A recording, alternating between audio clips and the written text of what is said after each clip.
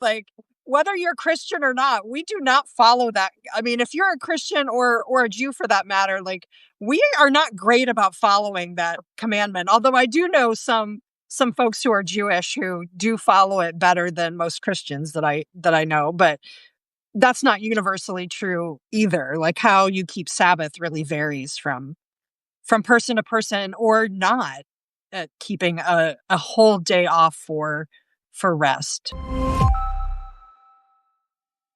This party started, guys. Yes, so as I said, I am Stephanie, and this is my Substack, All God's Favorites. I'm an artist, filmmaker, and have a podcast called Nosy AF, and I am joined with Nicole Helveka. And you are all about rest and movement in a way. Yeah, Rest, yoga, movement, meditation. I am about lots of things related to rest. I'm what I'm calling myself these days anyway is a burnout recovery coach. Yeah. When I do work with organizations, I call it sustainable growth or sustainable strategy, for helping that growth without burning out your team. That's sort of Yeah. what I do. And I have a forthcoming podcast called Just Rest, which is the same name as my Substack newsletter. And it's going to be about burnout tips for everyday radicals. So talking to awesome people like you, Stephanie, people who are artists, activists, just people who are trying, or everyday, everyday world changers who are trying to do the right thing in the world and who want to prevent or recover from burnout. So yeah, I'm all about rest. I've been a rest, probably more broadly a rest advocate for a long time. Yeah. And what's good is like, I feel that rest has really become popular within like the past, like maybe 10 years. Like it became really popular for me, like around the Trisha Hersey book, like Rest as Resistance. You shared a book about Sabbath as resistance. Talk to me about like why, the thought of rest was such an important topic for you. You know, I don't know exactly why it was so important to me. I remember it just clicking for me when I was in graduate school. So a part of my background, which we talked about last night, which you didn't even know, although we've known each other for several months, almost a year, that I'm Yeah. also an ordained clergy person in the United Church of Christ. And Okay. I was in seminary in the early 2000s. We had actually a fair amount of conversation about how do we take care of ourselves well enough to do the sometimes activist work that's demanded in there, the highly, like, the demanding relational work that is demanded, especially if I've never been a local church pastor, but Okay. in my history, or I should say very little, I've done very little local church work, but like, it is really demanding work. And Mm. so how do we stay well? And it just clicked with me that I'm like, well, of course, in order to do all of that, you're going to have to take care of yourself. There was something about that made sense to me. But like I was sharing with you last night when we were sort of like warming up for this conversation. Gaming, yeah. We had the pre-conversation before the conversation. Oh, and Absolutely. my friend Beth is here, who's also a Beth. UCC pastor who joined. Oh, I let a cool. bunch of Very people, cool. yeah, I let a bunch of people know just before this in my burnout recovery community. We had virtual co-working right before this, so I invited some of them, and it looks like some of them showed up. Yay! Anyway, back to what I was saying. So that made sense to me, and I always tried to embody that and really be like as good about boundaries and taking time off and time away when I like really away when I was on vacation and things like that. Um, Again, I had it easier. I never had jobs in a local church. Like if you're an only pastor of a smaller church, it's harder, exponentially harder, or any kind of job where like you're the person, or like now, like I'm the solopreneur of my business, right? Well, it's harder to unplug from that because you're the only one who can do most of the things, right? So it is harder to unplug from that kind of work. But in terms of rest as like justice and that intersection of that, I was sharing with you that the first introduction I had to that idea was in a book, a little tiny book by a biblical scholar called named Walter Brueggemann. Walter Sure. Brueggemann wrote a book. He's written many, but one of them is Sabbath as Resistance. And Okay. that's, I don't know, at least it's more than 10 years old. It's I love the probably, title. yeah, yeah, yeah. So it's Sabbath as Resistance. And I'm paraphrasing and simplifying his argument, but he uses primarily the story of in the Hebrew scriptures, he uses the story of the Exodus, where the Israelites are enslaved in Egypt and God delivers them from Mm. enslavement in Egypt and then has them out wandering in the wilderness for 40 years. Many, even if you're not Christian or Jewish, like you've heard that story. You've probably seen, many people have seen the show or the movie The Ten Commandments, right? Yeah. Many people have, and that and that's a pretty faithful basic retelling of that story, right? But at Yeah. least the nuts and bolts are accurate from what's in the Bible. And so and one of the many people probably know, one of the commandments then that God gives the Israelites out in the desert once they've been delivered is the commandment to keep holy the Sabbath day, like to take Sabbath. And the argument that Dr. Brueggemann makes in that book is that is a radical act. This is me. These are Nicole's words, not his. But like my words are like, it's an act of like sticking it to the man, like taking a day off when you've come out of enslavement, when your labor is completely exploited, that you're working for free and you're owned by, in that case, Pharaoh. Like you're owned, like your body, your work isn't yours and your rest isn't yours. You don't get to choose when you do it. And here's a God that values rest. Here's a God and not only values it, says you're going to take it whether you like it or not. Right. Like it's a commandment to do it. It is a Like it's commandment. in the top 10 of things you need to do. And Yeah. let me tell you, like, whether you're Christian or not, we do not follow that. I mean, if you're a Christian or a Jew for that matter, like we are not great about following that commandment. Although I do know some folks who are Jewish who do follow it better than most Christians that I know, but that's not universally true either. Like how you keep Sabbath really varies from person to person or not, keeping a whole day off for rest. Yeah, I remember Yeah. I used to work at a college, and there was a young person who went there, and they were, I think, Seventh-day Adventist, and so they did not work on Saturday. So so like they were able to switch their whole school schedule because there was one class they needed that was on a Saturday, and the teacher met with them on like Monday, for like an hour and a half to just sort of go over everything and sort of give them this like one-on-one. And I was like, wow, I really like respected that, like them like prioritizing that. Cause even for myself, if I'm like working on a film project or something, and if it's an independent project, people are always so quick to like have something happen on a Sunday, and like I'm like, oh, well, that might be like a church day, or that should be like my chill day.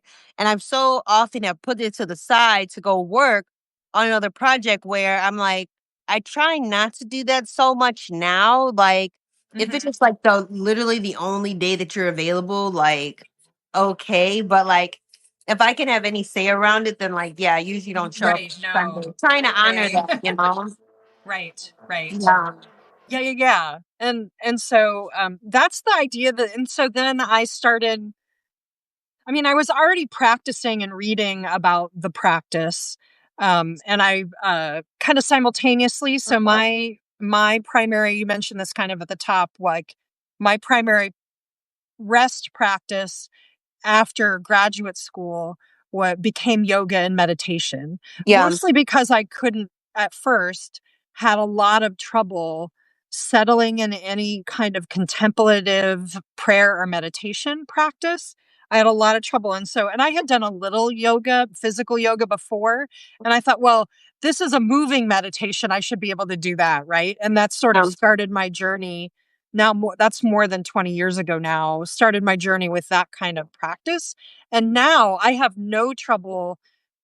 I have no trouble. I shouldn't say I don't have any trouble settling in, but I don't resist like contemplative or stillness as much as I used to. Now that doesn't mean my mind is always still when I'm doing it, by the way, even 20 years in. Sure. Like my mind is still jumpy. Our minds are designed to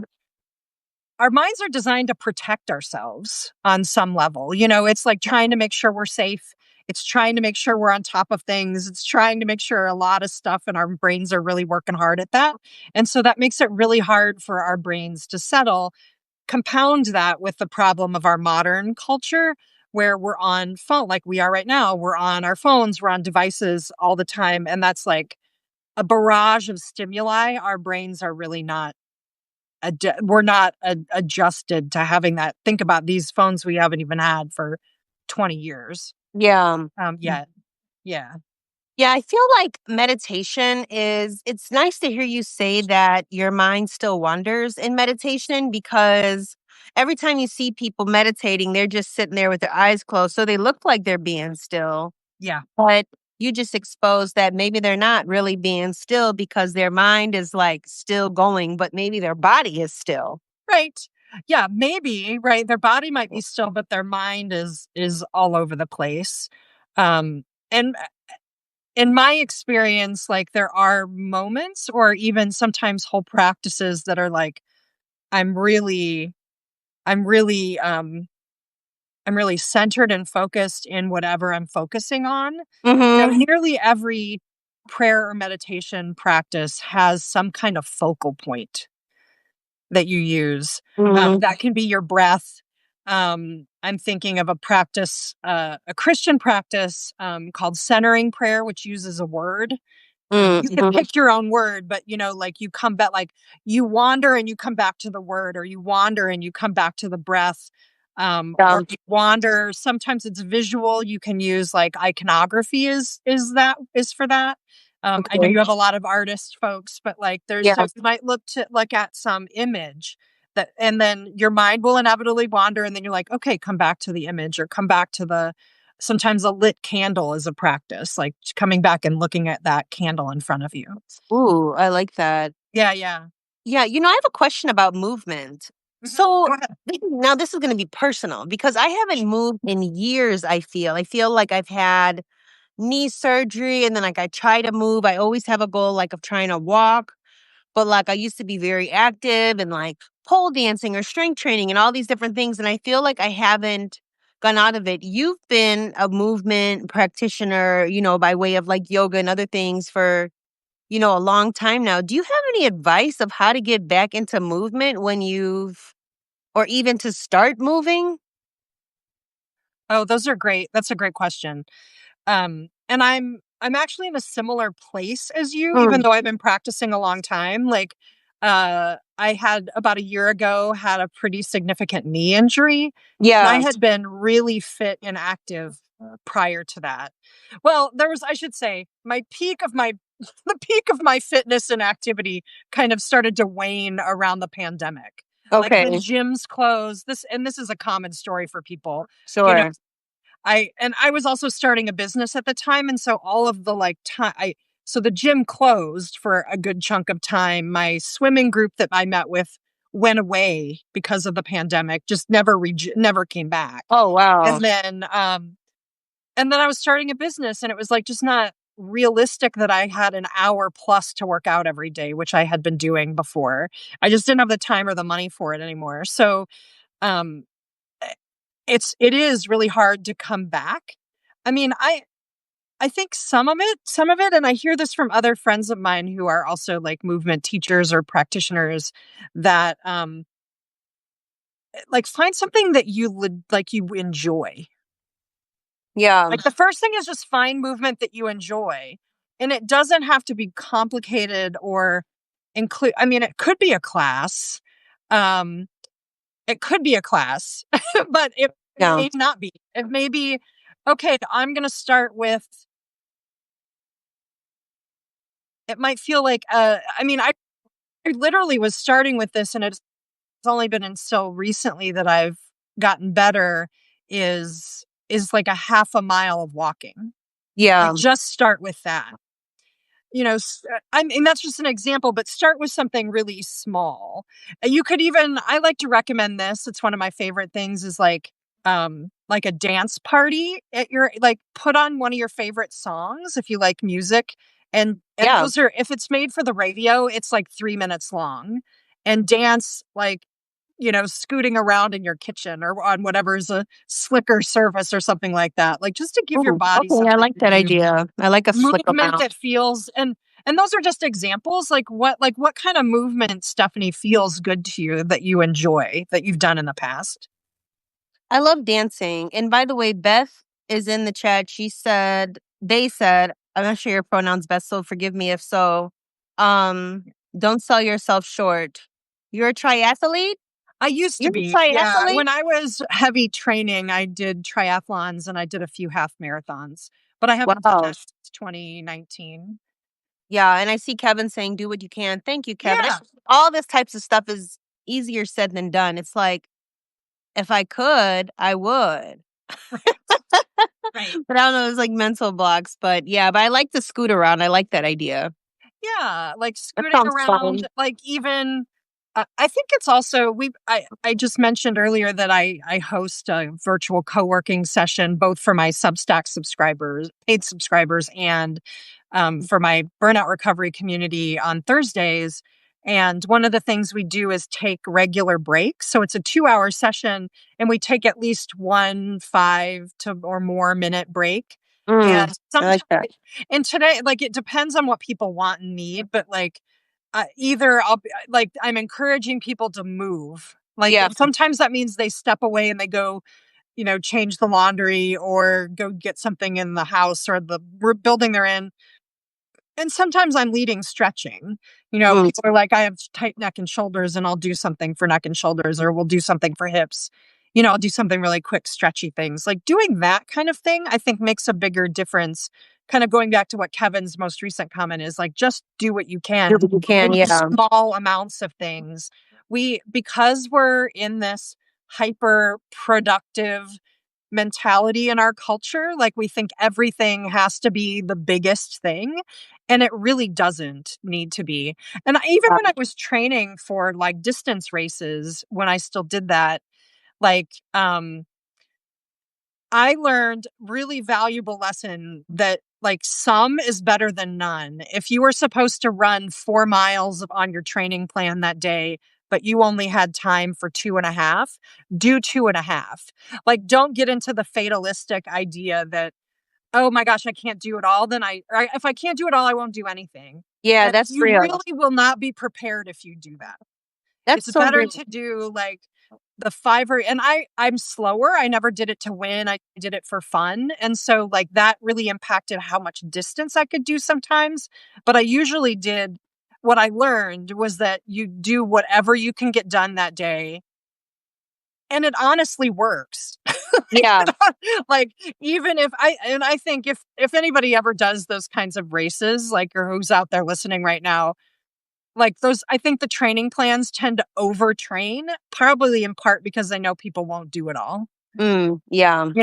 Like in part because they know like people will naturally have conflicts and problems in getting it all done. Yeah. So, You know, and it's maybe an ideal, but and if your body just isn't feeling it, don't press it either.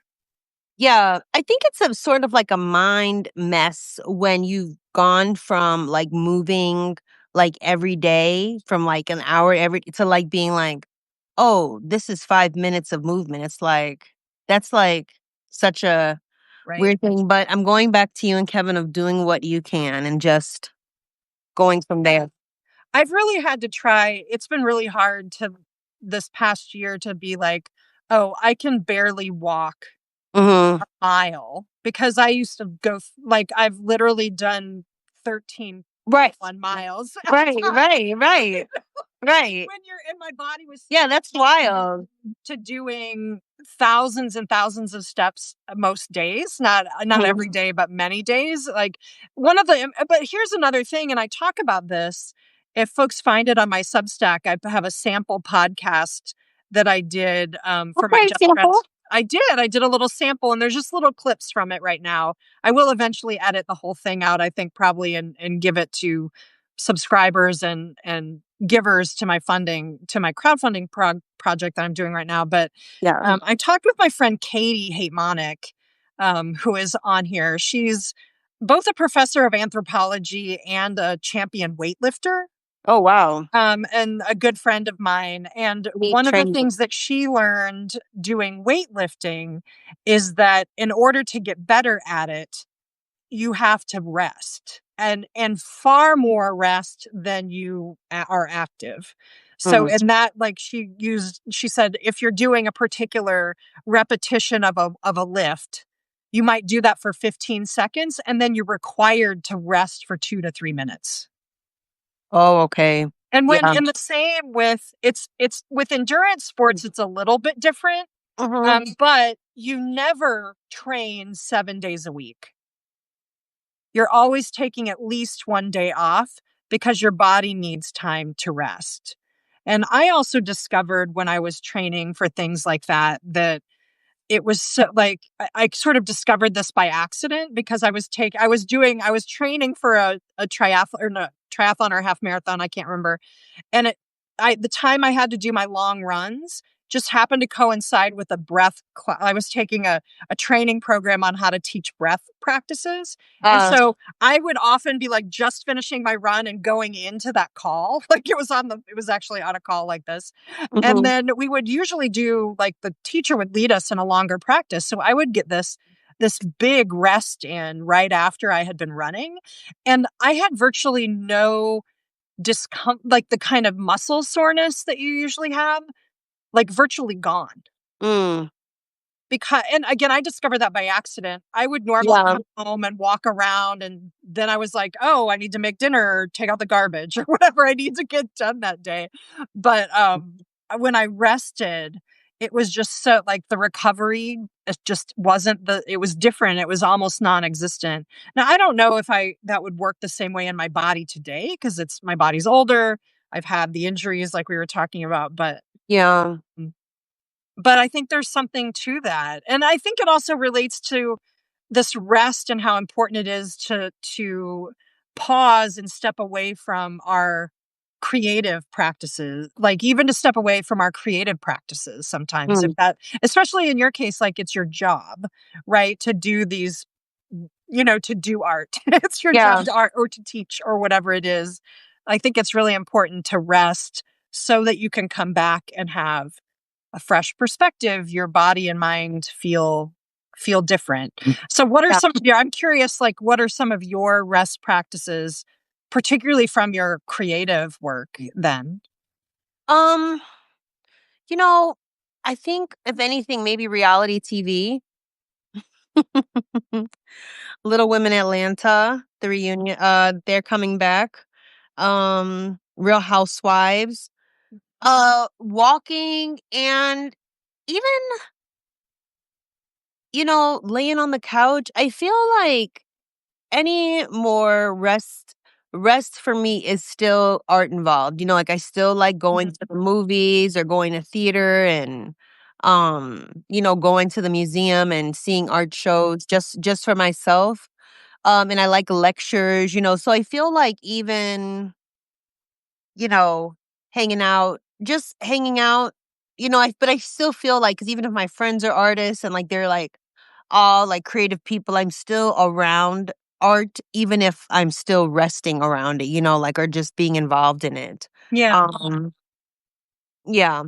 Yeah, but it And I'm taking up something that to hobby. going, but you're unplugging even from your own project to go to a museum Yeah. or to see someone else's show or something like that, because they're probably that's you're gonna see and do things that are different than what you're doing, I'm sure. And that Yeah, and I'm might inspire ideas, or at least is giving your mind time away from whatever it is you're working on in the moment. yeah, and I like I've taken up hobby plane flying. Oh, fun. Yeah. Tell me more about that. Been fun. Yeah.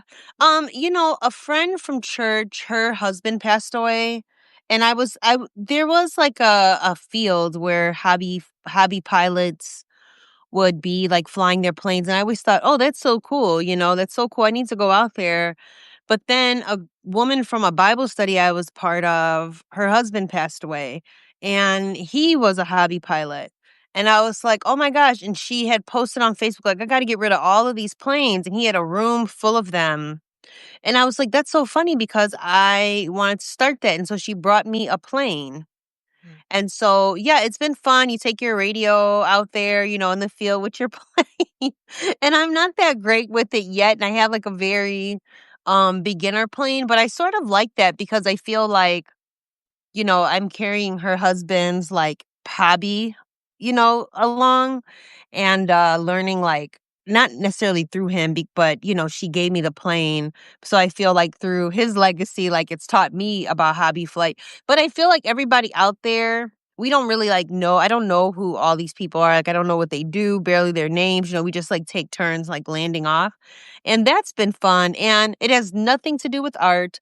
I'm not interested in making a project about hobby pilots, even though that would probably be cool. But like, I'm not interested in doing anything around art with that. It's just like Yeah. good, clean fun on an afternoon, you know? Right. Right. Yeah. Yeah, no, I love that, and that's honestly part of why I, like, did races for so long is because Yeah. I got to hang out with people who didn't care what we did know I mean, we were friends at some point and sort of became known of what, like, the other ones do for a living, but Yeah. mostly what we did is, like, we were talking about our swim stroke and making it Mm. better. We were talking Yeah. about what race we were gonna do. We were talking about, like, whatever the thing, like, "What shoes do you like?" Or some dumb Yeah, "What exactly. bike are you Exactly. buying now?" That's a very hot topic among cyclists and triathletes. But that's the same thing with I'm sure with the model planes. You're talking about the planes, you're talking about, like, the technique Yeah, the involved different in remotes taking and them off and everything. landing and flying them, right? Like, Yeah. and it's something totally different than what you do, and I think that's so important to have those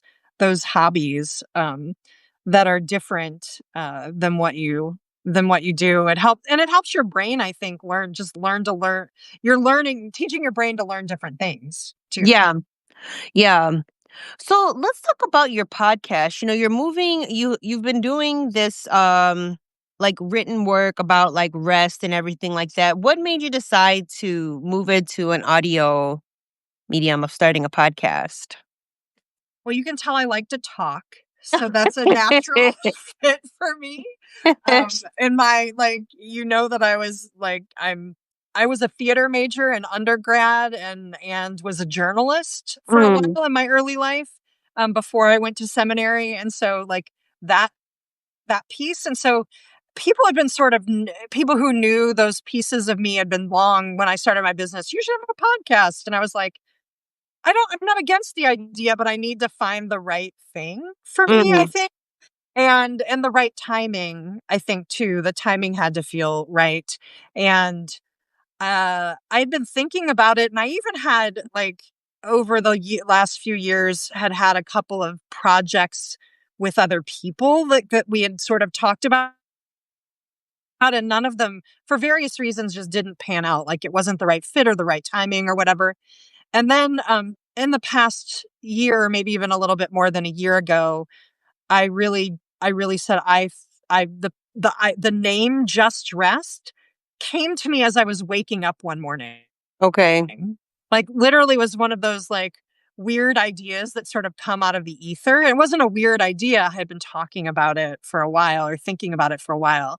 And what's really important to me, I think, is that with a podcast, almost more than almost any of the other work that I do can really help me embody all of those things and Mhm. bring the unique things I bring into the world. And the reason for wanting to do it now is because I think this conversation about rest as resistance, rest as an act of justice is really, really important when fascism, authoritarianism is bearing down on us and we're scared all the time because of that. We're Mhm. constantly unsettled because of what this Trump administration is doing and others are doing.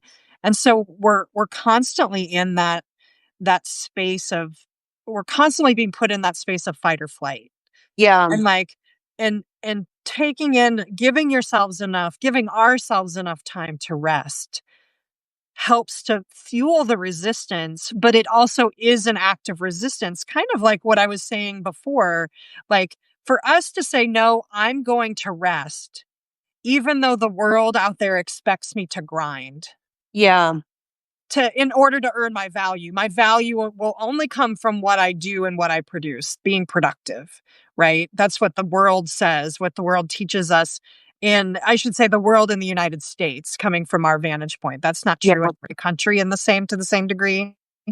But I think that's why it's really important to have those conversations, like to have conversations like we're having about rest, about the messiness and how hard it is to do, Mm-hmm. right? For any number of reasons, like the conversation we were having about movement and reincorporating that into your life, like Yeah. hard for any number of reasons. Um, and um, and it's hard in these times because we really do always feel like we should be doing more because we need to do like we need Yeah. to do more because we need to do more. Like because oh my gosh, what's going to happen in the world if if I don't stand up and fight. I mean, we could have those kinds of feelings. Um, but I also think rest is so important. And Trisha Hersey says this over and over again in the book Rest is Resistance. She talks over and over again about how if we're not well rested, we cannot imagine, we cannot really create. Yeah. And we in the sense that we can't imagine our way out of what we know, the world that we're in. I mean, and I think that's a lot of the function of creativity, right? In general, Hmm. is to create something well different out of what we have in front of us, but also like really imagine totally new ways of living. For example, if we're gonna the and I said this with my conversation with Kevin yesterday, I- the I'm not in favor of what's happening to our government and how it's being dismantled at the moment. Yeah. However, at some point, there's going to be an opportunity to rebuild it. And I don't think any of us feel like, oh, it was perfect. Perfect isn't a thing. But even if it were, it certainly wasn't It that, was better right? than what he's Like put it it in. didn't serve people as well as it could. And that's why people are disenfranchised from it. Yeah. So we might have the opportunity and we're going to need to be rested and creative in order to implement a new thing someday. Yeah. And because nothing lasts forever. I've been moving from the point of delusion and just sort of like not paying attention Mhm. because I am just like, it's just so shocking and I just can't believe it. But I mean, this is what they said would happen. So I'm like not surprised. But yeah, I feel like I'm starting now to like pay more attention. But, when I did my part to get, VP Harris in the office and it didn't happen, I was like, well, you guys deal with him. And now Right. I'm starting to like pay attention. I'm not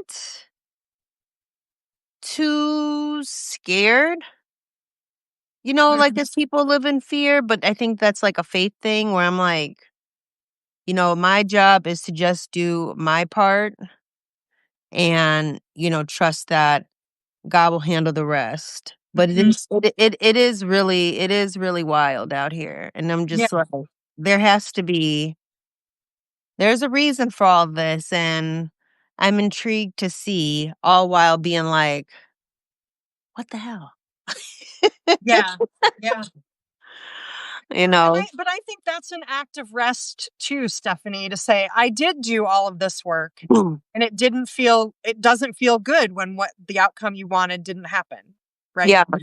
And you're saying, okay, I'm I'm hitting pause for a little while. Mhm. Um, and I agree that part of what keeps us scared and overwhelmed is if we do tune in too much. I mean, there has to be a Yep. certain amount of awareness.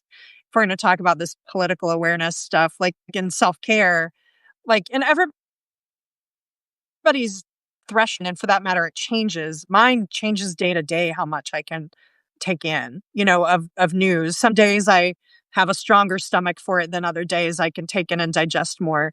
But um, oh, where was I going with that? So anyway, but I think that's an act of like making a conscious effort to say I'm aware Yeah. this much, and unplugging is an act of self care. Yeah. Monitoring, because no one is served by sitting around and doom scrolling all day. Not at Like, all. no, not at all. Because you know what? The forces out there are trying to scare the hell out of you. Like, that's what Yeah. they're doing with all of the crazy things that are coming out. They're trying to overwhelm and scare you, which makes you freeze up, more likely to freeze up or Yeah. fight back in ways that don't make sense. Fight back in really un you know less strategic ways than we could be, right? Yeah. So, and I think in yourself and reflecting on what is my part to do is a really important question to be asking ourselves all the time. It's something I ask myself all the time, and one of the answers for me was this podcast. This was one thing Okay. I feel like I would go as far as say this is something I feel called to do in this moment, to help Love people it. rest, to inspire them with stories of people who are trying to change the world and doing that in their own way, and giving people practical tips both for how to rest and how to resist. Yeah. And what are the like here one of the things I'm trying to build my network so that I can become is a good curator of like ideas and resources for things people can do that are simple to resist. Will you be teaching us how to move and resist and rest in your podcast? I'm hoping to. Yeah. Yeah. So one of the questions like that I asked our friend Kevin yesterday was like, Who's so Kevin? Kevin, yeah, Kevin Chung. Yeah, yeah. I asked our friend Kevin. From Standout Creatives, right? Yes, thank you, from Standout Creatives. You can drop your stuff in the chat, Kevin. I know you're there, or you were anyway. Um, our dear friend Kevin, from Standout Creatives, who I asked him the question. One of the questions I want to ask is a standard question in the pod questions is like, how do you resist and how do you rest? And those Mhm. things don't have to be like elaborate or complicated. I think we all have simple things that we can do and that we probably do Yeah. that help us. Oh yeah, Kevin's still here. He just made another comment. Feel free to drop your link in the chat, Kevin, for other Yes. fun Any other folks to find you. questions or comments too are welcome as well. Yeah. Yeah, yeah. Well, one of the other questions I want to ask that if we can take just another minute, I know we probably need to wrap this up because we've been talking for a while, but like, I'm wondering, Stephanie, and I think we've touched on this, but like for you, is there a spiritual or religious grounding to your practice of rest? I think you might have Um, touched on that earlier. I think a religious grounding. I mean, I'm Christian by faith, and I try to pray. I pray every day, all the time, even if it is just like, you know, even if it is just like, God, help Nicole get on this Substack live, or just like up when, we've been talking about Kevin, Kevin, has been sharing a series of him and his spouse moving to Costa Rica. Like they're leaving. God, let the plane, land, let it take off and land safely, and just like these little blips like this, not like necessarily this formal sit to need to center, finishing off with amen all the time. It's just like little like blurt out, I think that that's like a grounding for myself, to do that all the time. Um And then, you know, there is ministry through reality TV, I think. I'm always learning about people through these reality shows and through, social media, the comments become sort of like a fun rest to hear what people are thinking, where they're coming from, because you get your own group and everybody has like a certain point of view, like in your own friend group and everything. But on the internet, it's wild, wild west out there. It's people on the internet um that, voted for Trump in there. That's the Mm. people on the internet that got him and his crew in there. So I think that there's always something to be said for reading comments. And I think that's sort of grounding to burst me out of my bubble and seeing like real people and also seeing what then at that point also needs prayer. Like, God, these people on these comments. Yeah, right. Yeah, yeah. That, so I think that that's interesting. And I see Kevin's comment about doing podcasts for reality TV. Absolutely not. I think I would be That'd be I think fun. it would be fun. I would love to go a guest on podcasts, but I think there's something about like now if I do a podcast on about a reality show, now it's like a job. I'll see YouTubers who are like, "Ugh, I have to cover this, episode that I'm watching." And it really is just like a nice it's my sport. It's my sport. How people can talk about all these sports players and stuff like that to nauseum as a hobby. That's how I see these reality shows, Yeah. honestly. Oh, Yeah. yeah. Yeah, yeah, yeah. So I is love that a that. good answer? Is that a good answer? My grounding practice to be reality. Oh, I actually think that's a great answer. Yeah. Well, it reminded me actually of, I think it's the Benedictine order of, priests think of prayer as, like, everything you do. Mm, Like, that like, it's this it and it's not formal, kind of like you were talking about, that it's not formal, that, like, my washing these dishes is an act of prayer. My, mm. my brief conversation with someone I encountered, while I was, I don't know, out getting my mail. I'm just making things up. But, like, Yeah. those sorts of, acts of, um yeah, those sorts of acts, I think, can be thought of as prayer or meditation, or however you think of that, that I think. But anyway, I believe the Benedictine tradition is that they believe every act is prayer. I Okay. got the right. Yeah, I'm gonna look that up. I've never heard of Yeah. that. So I'm gonna Yeah. check that out. Yeah. Yeah. Yeah. So you are currently crowdfunding for your podcast to get it off the ground. Tell us Mm. about that. Oh wait, Beth said something. Labora et Tora. Oh, work A and work pray. and pray. Oh, see, Beth is great at knowing these details. She's a scholar in a way that I'm not. But I anyway, love that's that. why it takes. It is It's Benedictine Benedictine. Okay, prayer good. and everyday work for our marriage. I'm gonna have to look that up, Beth. Thank you for saying that. I love that. Is there like I need to be a part of you and Beth's community. I love that. That's such great knowledge. Yeah, Like, yeah, right. yeah, Really great. Right. These practices aren't new in some yeah. ways. Like, this is not a new thing. People have been developing. As long as humans have been humaning, I think we've been figuring these things out, I about how actually to like I'm rest. actually all about this Benedictine now because I always would feel that prayer and rest, it needed to be so formal. Like how I grew up like Catholic that like you had to sit, Sure. light your candles, kneel, and like do all this prep work. But Benedictine, I like them. They say, you know what we're doing right now, this is prayer. Okay, we don't All have of it is time. We don't prayer. have time. We don't have All of time to it be is doing prayer. anything formal.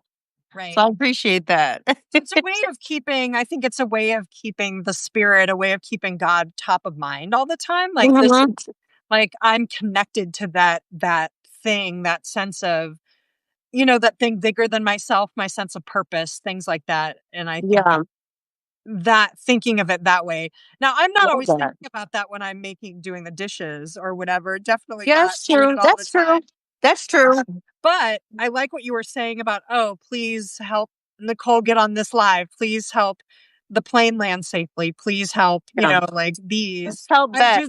I do the same Help thing with Beth. little I don't do big formal prayer practices like so I know people who do, but I'm not one of them either. Like if somebody comes to mind, I will pause for them, and like try to pause and think about them in that moment. Anyway, back to I could talk about spiritual practices Yes. all I literally all love day this. Yeah. long. Well, that's why we'll tune into your podcast, you know? Podcast is going to be all about that and conversations like this. So I am actually in the final week of crowdfunding. I have one more week of trying to raise at least $12,000 to Okay. help with the launch of the podcast.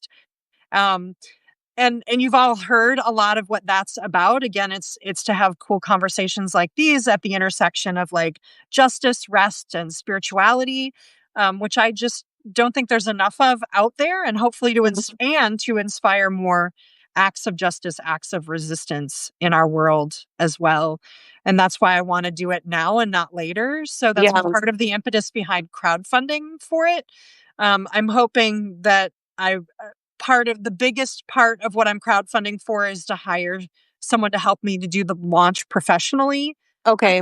to make partially to make a bigger splash with it, but also because that allows me to rest easier. Like Period. speaking of rest, like Period. it's a way of taking care of myself because as you know, producing your own podcast is a boatload of work. Yes, it is. Yes. I It's a know. When boatload you of started work. the crowdfunding, I was like, oh, why didn't I do that? That's so smart. I love Right. it. Yeah. Right. So yeah. So we'll see. We'll see how it goes. If and all things are learning for sure. Like every action, I'm a big believer in learning from whatever you do. And I wrote about this in I've been writing the last 4 weeks about the crowdfunding experience in Mhm. Substack if you all want to find those reflections. And one of the things the thing I wrote about this just yesterday I published was about the connections and mostly reconnections I've made with people that I've known from different aspects of my life or the different places that I've lived because I've Yeah. moved quite a few times. It's been really cool to connect and reconnect with those folks. And that really to me has been just as valuable, if not more, than Yeah. this whole thing. So, and Kevin does launches and podcast editing. That's good to know. Oh, yeah, Kevin, that is good to know. Yeah, I was thinking about like Amelia Ruby too of Softer Sounds. Yeah.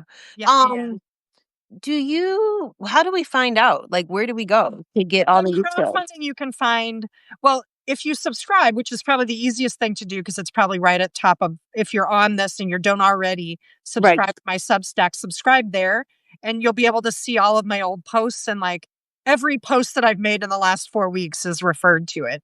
But Okay. the link, the place to go, if you just want to type this directly into your computer, is defythetrend.com/podcast. And that'll Okay. take you right to the Kickstarter page. Okay, great. Give that way. If like it's not a time where like it's financially feasible, which I totally understand, by the way, Mhm. like share it with your friends. If you know someone, even just sharing and this goes for all the Substackers out there, like just sharing a Substack with a friend, especially one that you're like, in my case, like, hey, if you know some friends that are burnt running on empty and are exhausted, share my podcast with them or Yeah. share my Substack with them. And the same with you. If you know creatives out there who want to Yes. know more, like want to have more conversations about creativity, like follow my friend, subscribe to my friend Stephanie's and to Kevin's. Both of you talk about creativity in really fun and interesting ways. I love both of your Substacks and your podcasts. Thank you so much. Thank you so much. Yeah, please also on your podcast, which I'm sure you're planning, but just like, I feel so much, it's like folks come to burnout recovery when they are burnt out, but it's like, how can we never get burnt out? I would love that. I had Yeah. a friend of mine who's a yoga teacher and coach say to me once, and I was talking about taking a sabbatical at the time, and she said, I'm in favor of you taking a sabbatical, but what about a life you don't need a sabbatical from? Yeah. Yeah. What about living a life that we aren't burning ourselves out on? Right. And that's what I would hope to help more people create. Yeah. And you're going to create it through Just Rest the Yeah. podcast. I I love know. I'm that. super excited about that. So yeah, subscribe to my Substack and check out the page and if you have even $1 is fine. You get really cool rewards too for joining, like including things like the invites to the launch party for the Oh, podcast fun, and fun. next week I'll do a little party next week for conclusion of the crowdfunding campaign. You'll get like early access to the first 3 podcasts. And the top tier is a free coaching session with me. You get I was gonna included ask if you have, in like, the top tier. one-on-one coaching. Oh, I love I this. This do. is I so do good. do one-on-ones, and like for the top tier, you get 1 free session, or you can apply the equivalent of 1 session to a bigger package if you want. Oh, okay, that's nice. Okay, coupon, I love that. Yeah, cool. Well, I'm so grateful to you, Stephanie, Yeah, thank you for so doing much for this with doing me and for this. being willing. It's been so fun, and I hope we get to do it again. Yes, me too. Congratulations on advance on your show, and I will talk to you soon. Thank you, everybody, for listening and being here. And yeah, we'll see everybody around Substack, I guess. All right, bye bye. Okay, bye.